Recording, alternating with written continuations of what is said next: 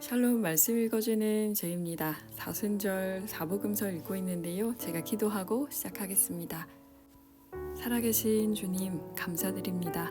오늘도 주님의 말씀 앞에 서게 하시고 또 그 말씀대로 따라갈 수 있는 하루를 허락해 주세요. 예수님 이름으로 기도드립니다.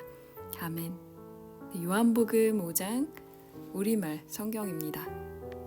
그 후 예수께서는 유대 사람의 절기가 돼 예루살렘으로 올라가셨습니다. 예루살렘의 양의 문 근처에는 히브리 말로 베데스다라고 하는 못이 있었는데 그 못 주위에는 5개의 기둥이 있었습니다. 여기에는 눈먼 사람들, 다리 저는 사람들, 중풍 환자들 등 많은 장애인들이 누워 있곤 했습니다. 그들은 물이 움직이기를 기다리고 있었습니다. 주의 천사가 가끔 내려와 물을 휘저 놓았는데 물이 움직일 때 맨 먼저 못에 들어가는 사람은 무슨 병에 걸렸든지 다 나았습니다. 거기에 38년 동안 병을 앓고 있던 사람이 있었습니다. 예수께서 그가 거기 누워있는 것을 보시고 또 그가 이미 오랫동안 알아온 것을 아시고 물으셨습니다. 내 병이 낫기를 원하느냐? 환자가 대답했습니다. 선생님, 물이 움직일 때 못에 들어가도록 나를 도와주는 사람이 없습니다. 내가 가는 동안 다른 사람들이 나보다 먼저 물속에 들어갑니다. 그러자 예수께서 그에게 말씀하셨습니다. 일어나 내 자리를 들고 걸어가거라. 그러자 그가 곧 나아서 자리를 들고 걸어갔습니다. 그날은 안식일이었습니다. 그래서 유대 사람들은 병이 난 사람에게 말했습니다. 오늘은 안식일이니 자리를 들고 가는 것은 옳지 않소. 그러나 그가 대답했습니다.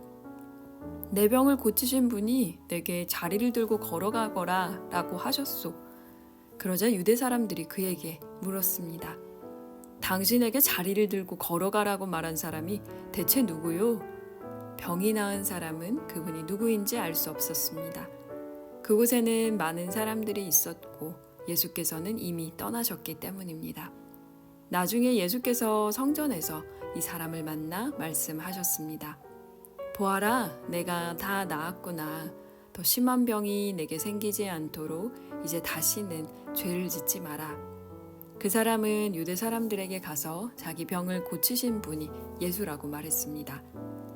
예수께서 안식일에 이런 일을 행하셨기 때문에 유대 사람들은 예수를 핍박했습니다. 예수께서 그들에게 말씀하셨습니다. 내 아버지께서 지금까지 일하고 계시니 나도 일한다. 유대 사람들은 이 말 때문에 더욱더 예수를 죽이려고 애썼습니다. 예수께서 안식일을 어길 뿐만 아니라 하나님을 자기 아버지라 부르며 자기를 하나님과 동등하게 여기셨기 때문입니다. 예수께서 그들에게 이렇게 대답하셨습니다. 내가 진실로 진실로 너희에게 말한다. 아들 혼자서는 아무것도 할 수 없고 아들은 아버지께서 하시는 것을 보는 대로 따라할 뿐이다. 아들은 무엇이든지 아버지께서 하시는 일을 그대로 한다. 아버지께서는 아들을 사랑하셔서 하시는 일들을 모두 아들에게 보여주신다. 또한 이보다 더 큰 일들을 아들에게 보여주셔서 너희를 놀라게 하실 것이다. 아버지께서 죽은 사람을 일으켜 생명을 주시는 것 같이 아들도 자기가 원하는 사람들에게 생명을 준다. 아버지께서는 아무도 심판하지 않으시고 아들에게 모든 심판을 맡기셨다. 이는 모든 사람이 아버지를 공경하는 것 같이 아들도 공경하게 하려는 것이다. 아들을 공경하지 않는 사람은 그를 보내신 아버지도 공경하지 않는다. 내가 진실로 진실로 너희에게 말한다. 누구든지 내 말을 듣고 나를 보내신 분을 믿는 사람은 영생이 있고 심판을 받지 않는다. 그는 죽음에서 생명으로 옮겨졌다. 내가 진실로 진실로 너희에게 말한다. 죽은 사람들이 하나님의 아들의 음성을 들을 때가 오는데 지금이 바로 그때다. 그 음성을 듣는 사람들은 살 것이다. 아버지께서는 자기 안에 생명이 있는 것 같이 아들에게도 생명을 주셔서 아들 안에 생명이 있게 하셨다. 또 아버지께서는 아들에게 심판할 수 있는 권한을 맡기셨는데 이는 아들이 인자이기 때문이다. 이것에 놀라지 말라. 무덤 속에 있는 모든 사람들이 아들의 음성을 들을 때가 온다. 선한 일을 행한 사람들은 부활의 생명을 얻고 악한 일을 행한 사람들은 부활의 심판을 받을 것이다. 나는 아무것도 내 마음대로 할 수 없다. 나는 아버지께 들은 대로만 심판하기 때문에 내 심판은 공정하다.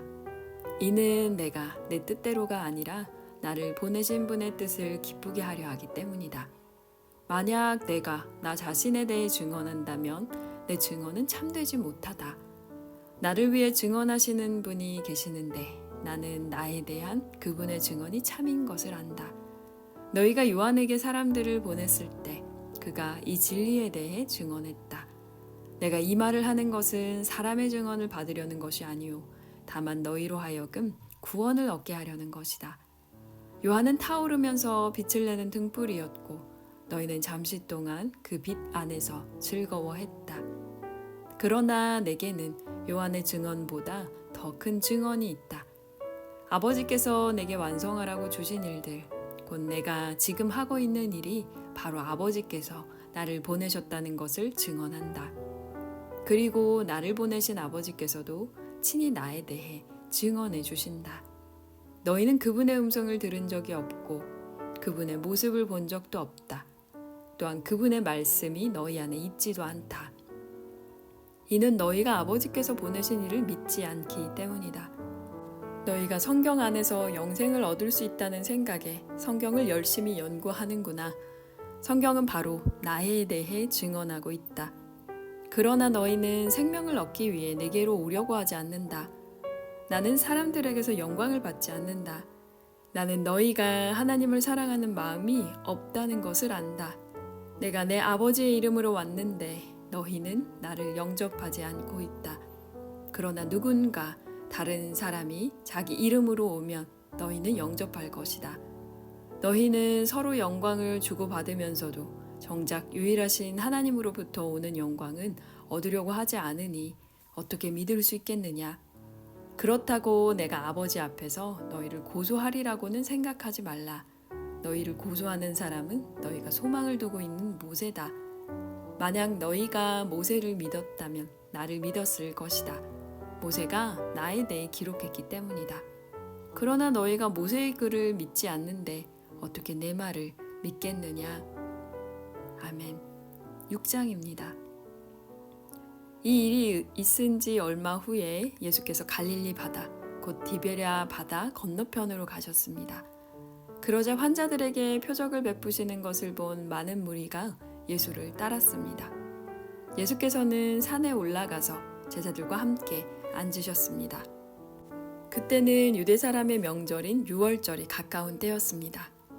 예수께서 눈을 들어 많은 사람이 자기에게로 몰려오는 것을 보시고 빌립에게 말씀하셨습니다. 우리가 어디에서 빵을 사서 이 사람들을 먹이겠느냐? 예수께서는 빌립이 어떻게 하나 보시려고 이렇게 질문하신 것일 뿐 사실 자기가 하실 일을 미리 알고 계셨습니다. 빌립이 예수께 대답했습니다. 한 사람당 조금씩만 먹는다고 해도 200데나리온 어치의 빵으로도 모자랄 것입니다. 제자들 중 하나이며 시몬 베드로의 동생인 안드레가 말했습니다. 여기 한 소년이 보리빵 5개와 물고기 2마리를 가지고 있습니다. 그러나 이렇게 많은 사람들에게 그게 얼마나 소용이 있겠습니까? 예수께서 말씀하셨습니다. 사람들을 모두 앉히라. 그곳은 넓은 풀밭이었는데 남자들이 둘러앉으니 5,000명쯤 됐습니다. 예수께서는 빵을 들고 감사 기도를 드리신 후 앉아있는 사람들에게 원하는 만큼씩 나눠주셨습니다. 물고기를 가지고도 똑같이 하셨습니다. 그들이 모두 배불리 먹은 뒤에 예수께서 제자들에게 말씀하셨습니다. 남은 것은 하나도 버리지 말고 모아두라. 그리하여 그들이 남은 것을 모아보니 보리빵 5개로 먹고 남은 것이 12바구니에 가득 찼습니다. 사람들은 예수께서 행하신 표적을 보고 말했습니다. 이분은 이 세상에 오신다던 그 예언자가 틀림없다.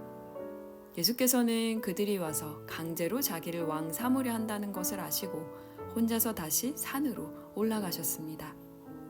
날이 저물자 예수의 제자들은 바다로 내려갔습니다. 거기서 그들은 배를 타고 바다를 건너 가버나움으로 향했습니다. 나른임이 어두워졌고 예수께서는 아직 그들이 있는 곳으로 오시지 않았습니다. 세찬 바람이 불어 물살이 거세어졌습니다. 그들이 노를 저어 한 25, 30 스타디온쯤 갔을 때에 예수께서 무리를 걸어서 배 쪽으로 다가오시는 것이 보였습니다. 그들은 두려웠습니다. 그러자 예수께서 그들에게 말씀하셨습니다. 나다, 두려워하지 말라. 그러자 그들은 기꺼이 예수를 배 안으로 모셨습니다. 배는 곧 그들이 가려던 땅에 도착했습니다. 그 다음날 건너편 바닷가에 남아있던 많은 사람들은 그곳에 배가 한 척밖에 없었던 것과 예수께서 제자들이 탄 배에 오르시지 않고 제자들끼리 건너갔다는 것을 알았습니다. 그때 디베랴로부터 온 몇 척의 배가 주께서 감사 기도를 드리고 사람들에게 빵을 먹이셨던 그곳 가까이에 닿았습니다. 그 사람들은 예수나 제자들이 모두 그곳에 없다는 사실을 알고 다시 배를 타고 예수를 찾으러 가버나움으로 갔습니다. 그들은 바다 건너편에서 예수를 발견하고 물었습니다. 랍비여, 언제 여기에 오셨습니까? 예수께서 대답하셨습니다. 내가 진실로 진실로 너희에게 말한다. 너희가 나를 찾는 까닭은 표적을 보았기 때문이 아니라 빵을 먹고 배가 불렀기 때문이다. 썩어 없어질 양식을 위해 일하지 말고 영생하기까지 남아있을 양식을 위해 일하라. 인자가 너희에게 이 양식을 줄 것이다. 아버지 하나님께서 인자를 인정하셨기 때문이다. 그러자 그들이 예수께 물었습니다. 우리가 어떻게 하면 하나님의 일을 하겠습니까? 예수께서 대답하셨습니다. 하나님의 일이란 바로 하나님께서 보내신 이를 믿는 것이다. 그러자 그들이 예수께 다시 물었습니다. 그러면 우리가 보고 믿을 수 있도록 어떤 표적을 보이시겠습니까? 무슨 일을 하시려는 것입니까? 우리 조상들은 광야에서 만나를 먹었습니다. 성경에 이렇게 기록됐습니다. 그분은 하늘에서 빵을 내려 그들에게 먹게 하셨다. 예수께서 말씀하셨습니다. 내가 진실로 진실로 너희에게 말한다. 하늘에서 빵을 내려준 분은 모세가 아니다. 오직 내 아버지께서 하늘로부터 참된 빵을 너희에게 내려주시는 것이다. 하나님의 빵은 하늘에서 내려와 세상에 생명을 주시는 것이다. 그들이 말했습니다. 주여, 그 빵을 항상 우리에게 주십시오. 그러자 예수께서 그들에게 말씀하셨습니다. 내가 바로 생명의 빵이다. 내게 오는 사람은 결코 배고프지 않고 나를 믿는 사람은 결코 목마르지 않을 것이다. 그러나 내가 이미 말한 대로 너희는 나를 보고도 여전히 믿지 않는구나. 아버지께서 내게 주신 사람들은 모두 다 내게 올 것이요. 또 내게로 나오는 사람은 내가 결코 내쫓지 않을 것이다. 내가 하늘에서 내려온 것은 내 뜻이 아니라 나를 보내신 하나님의 뜻을 이루려는 것이기 때문이다. 나를 보내신 분의 뜻은 그분이 내게 주신 모든 사람들 중 한 사람도 잃지 않고 마지막 날에 그들을 다시 살리는 것이다.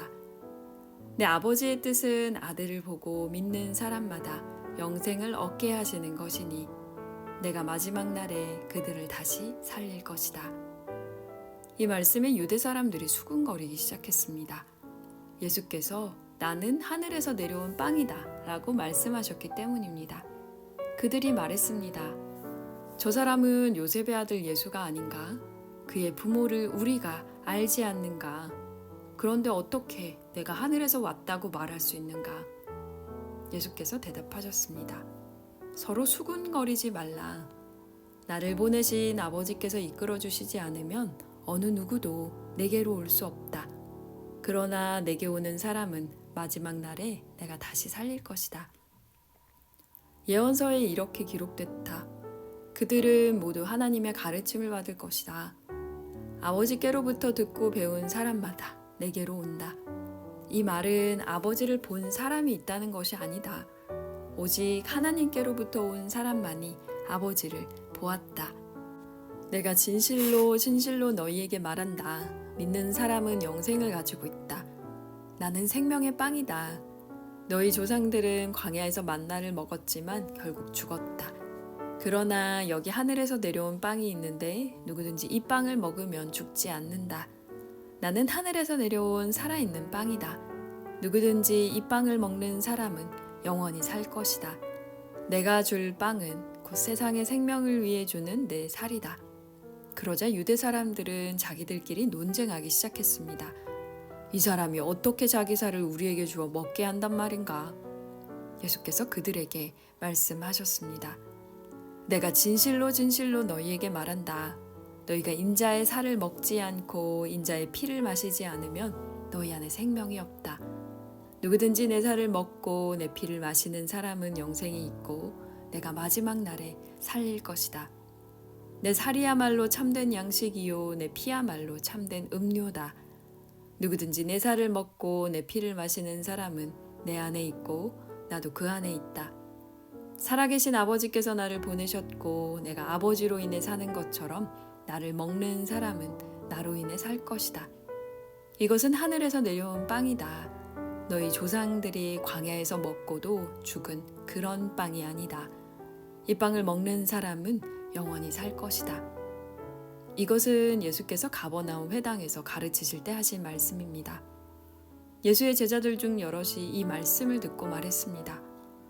이 말씀은 참 어렵구나. 과연 누가 알아들을 수 있겠는가? 예수께서는 제자들이 이 말씀에 대해 수군거리는 것을 알고 말씀하셨습니다. 이 가르침이 너희 마음에 걸리느냐? 만약 인자가 전에 있던 곳으로 올라가는 것을 본다면 너희는 어떻게 하겠느냐? 생명을 주는 것은 영이므로 육신은 아무 소용이 없다. 내가 너희에게 한 말은 영이요 생명이다.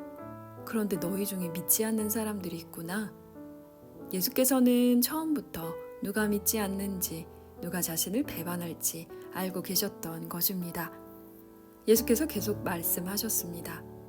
그러므로 내가 너희에게 아버지께서 허락해 주신 사람이 아니고는 아무도 내게로 올 수 없다고 말한 것이다. 이 말씀 때문에 예수의 제자 가운데 많은 사람이 떠나갔고 더 이상 그분과 함께 다니지 않았습니다. 예수께서 12 제자들에게 물으셨습니다.